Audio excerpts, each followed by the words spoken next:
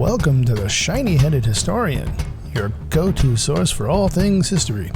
I'm your host, the Shiny-Headed Historian.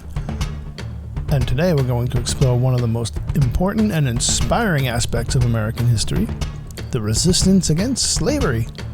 From abolitionists to underground railroads, enslaved people to religious organizations, many individuals and institutions played a crucial role in the fight to end the inhumane practice of slavery. Today, we're going to discover how people and institutions resisted slavery. One of the most prominent groups that resisted slavery were the abolitionists.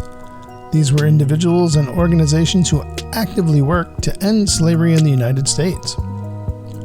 Abolitionists were often white, free-born, middle-class citizens who believed that slavery was a moral evil and it was their duty or their job to end it.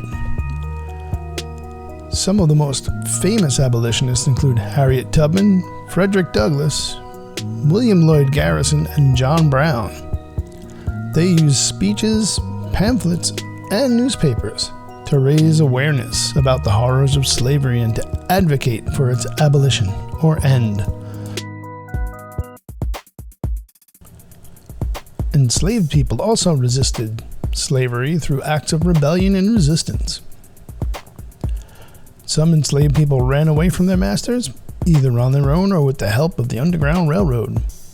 The Underground Railroad was a network of secret routes and safe houses that helped enslaved people escape to freedom in the North or Canada. Many enslaved people also resisted slavery by slowing down their work, breaking tools, and even organizing rebellions. These acts of rebellion and resistance, though often met with severe punishment, were important forms of resistance against the institution of slavery.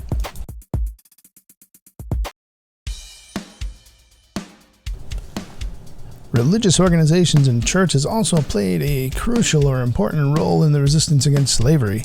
Many religious leaders and congregations were also abolitionists and used their influence to speak out against slavery. Some religious organizations, such as the Quakers, yes, like the oatmeal, even provided assistance to enslaved people seeking to escape to freedom. In addition, legal and political actions were taken to resist slavery. In the 1850s, abolitionists and anti-slavery politicians pushed for laws that would limit the expansion of slavery into Western territories. In 1857, the Dred Scott case, which ruled that enslaved people had no rights as citizens, led to a widespread outrage and fueled the abolitionist movement. Finally, the Emancipation Proclamation issued by Abraham Lincoln in 1863 declared all slaves in Confederate territories to be free. These actions were important steps towards the eventual abolition of slavery in the United States.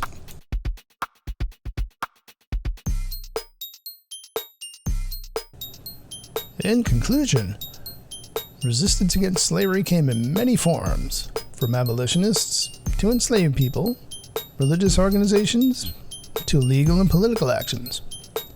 It was a long and difficult struggle, but ultimately it was the resistance of these individuals and institutions that helped bring an end to the inhumane practice of slavery in the United States. Thanks again for tuning in to the Shiny-Headed Historian, and be sure to tune in next time for more fascinating stories from history.